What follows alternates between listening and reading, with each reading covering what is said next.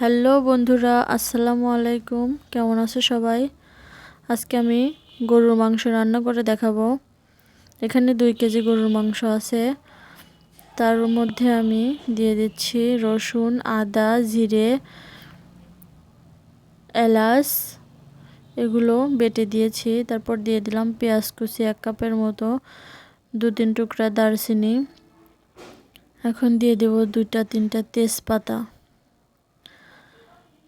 এগুলো দেওয়ার পর আমি এখন এখানে দিয়ে দিচ্ছি পরিমাণ মতো হলুদ, লবণ, মরিচ বাটা, সব কিছু এখানে দিয়ে দেওয়ার পর এখন দিয়ে দিচ্ছি পরিমাণ মতো তেল।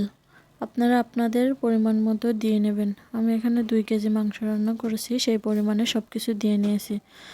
এখন আমি হাতের সাহায্যে খুব ভালোভাবে এগুলো মিক্স করে নেব। হাতে মাখাটা একটু ভালোভাবে করতে হবে, কারণ আমরা মাংসটা কষাবো না, এখানে হাতে মেখেই রান্না করব। তাই মশলাগুলো যাতে মাংসের মধ্যে ভালোভাবে মিশে যায়, সেজন্য ভালো করে চারপাশ থেকে ঘুরিয়ে ঘুরিয়ে এভাবে মিশিয়ে নিতে হবে। দেখুন আমি কিভাবে মেখে নিচ্ছি। আমার মাখাটা শেষ হয়ে এসেছে। আমি এখানে অল্প একটু পানি দিয়ে কড়াইতে বসিয়ে দেব।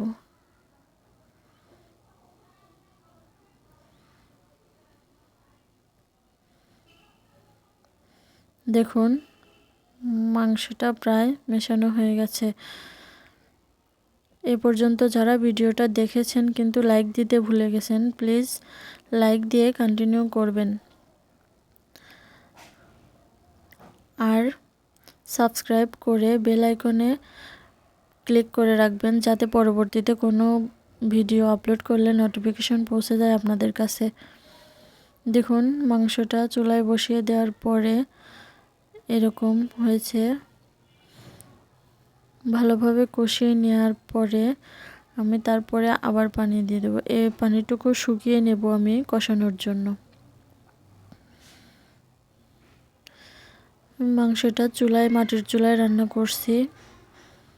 দেখুন কি ধোয়া উঠছে। এখন এখানে আমি গরম পানি দিয়ে দিলাম পরিমাণ মতো। মাংসটা সিদ্ধ হওয়ার মতো পরিমাণ করে পানি দিয়ে দিতে হবে।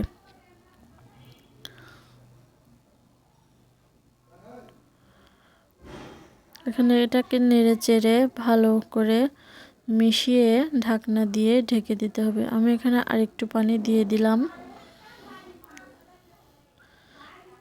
ভালো করে নেড়ে চেড়ে মিশিয়ে ঢাকনা দেব। ঢাকনা দিয়ে ঢেকে আমি মাংসটা সিদ্ধ না হওয়া পর্যন্ত রান্না করব।